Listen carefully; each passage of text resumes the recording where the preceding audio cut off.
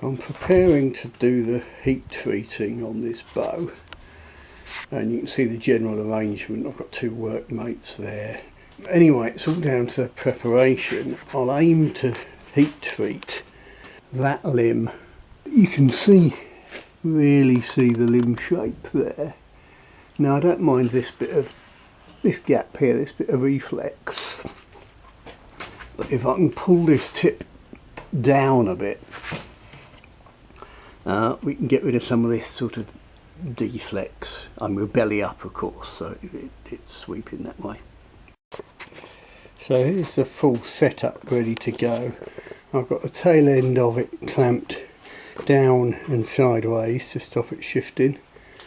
I've got my heat gun on its little wooden jig, which I've actually modified. I've cut up the back here a bit more just to allow more clearance for these side cheeks. I've got my side cheeks clamped on, not all the way down, but I can move my G-clamps along as we go.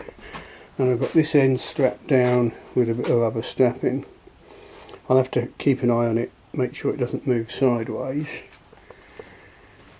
But you'll see what I've done is, because it's a wobbly stave, there would be gaps down the side where the hot air could leak and get round to the back of the bow. So I've got a G-clamp either side of that bulge. The heat will be going into that section first, between these two G-clamps. Then when it's ready to move, I'll move this along to sort of this position, and I'll move that G-clamp. Just slide it along a bit, or flip it across to the other side, whatever. It takes a bit of fiddling, but I think it's worth trying to keep the heat away from the back of the bow. But also the main thing about these cheeks is, while I'm heating that end, you can feel the heat building up along here. In fact, what I'll probably do is give it a quick, move it along quite quickly just to get the whole lot warm and help pull this down. Then go back and give it a full 4 minutes at every section. So you see, it's a long old process. If you're not bored rigid doing it, you're not doing it slow enough. I've rejigged things a little and clamped the side cheeks right up to this end.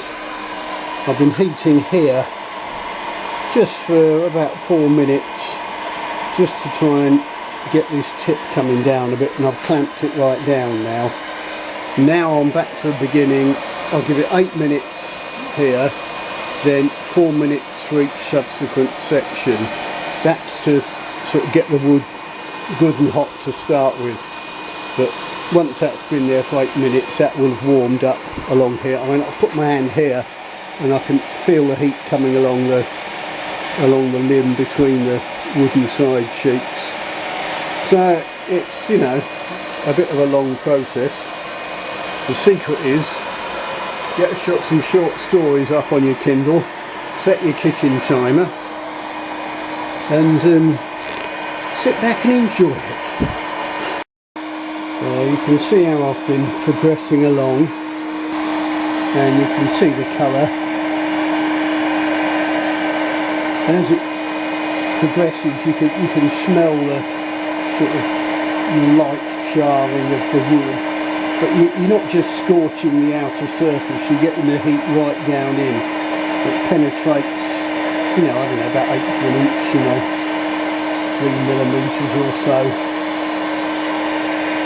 Now that limb's had about an hour to cool down, so I'll take the clamps off and we can see what the overall result has been.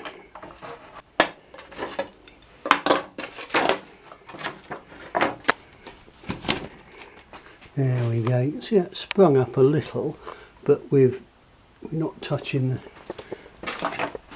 If I push that down there, so it's just touching at that point, you can see that tip is now a lot straighter than it was. You can see we've had some heat bleeding down the side here. So here's the bow after heat treating. You can see the heat treating's bled round a little bit on the side but you can also see it's a lot straighter and flatter than it was. Right, the other thing I've noticed is I've cleaned up the edges slightly, and you can really feel the wood on the belly side is much crunchier and harder, but some of these knots have become, you know, a little bit dry. Some of the stuff coming out from inside them, some of the cambium on the back has started loosening, so I'm just a little bit anxious about the whole thing. It may explode because of all these knots and the rest of it, but if it does, at least it will be on video.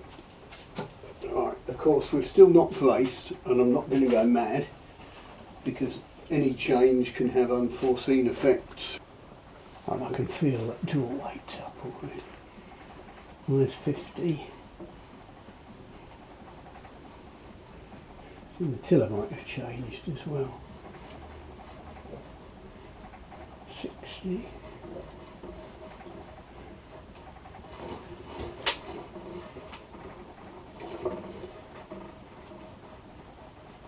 Yeah, it's just very difficult to judge the tiller on this one. I don't know why. Perhaps I'm just nervy, perhaps I'm tiller blind.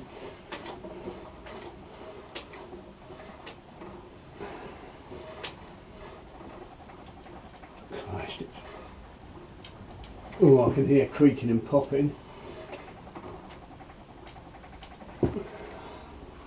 70 at 24. I can't remember what it was before. I'll have to review that.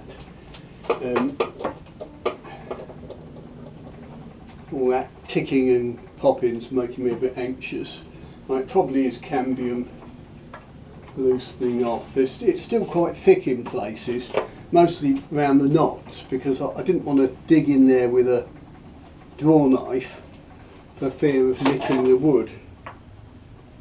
So around the actual knots there's quite a thick bit of cambium here and there. Can't see any obvious signs of anything, and there's going to come a point where I've just got to pull it. If I'm after 90, I've got to pull it to 90. Don't really know why I'm fannying about. I've got to pull it, haven't I? If I carry on like this, I'll make a £70 bow. But having said that, I never knew if it would make 90. This is effectively the experimental piece, but I'd certainly expect to get 80. Shall we pull it to 80, boys and girls? Yes, Del. Pull it to 80, you know you want to. Right.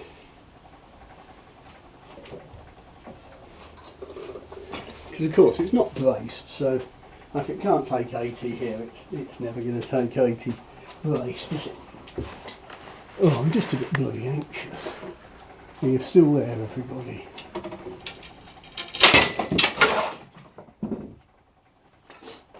Here we are, told you so.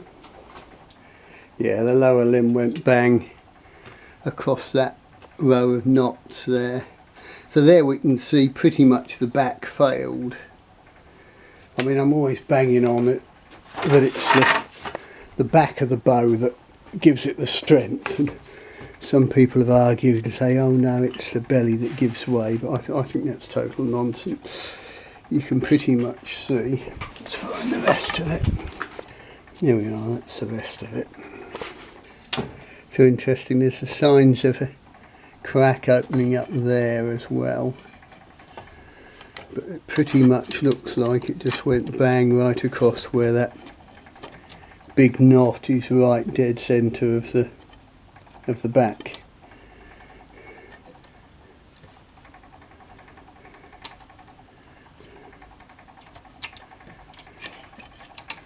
Oh well, it saves me the trouble of having to finish it all, which is again an illustration. You'll get people, beginners especially, who'll spend a lot of trouble getting it all polished up and removing the cambium and doing all the finishing.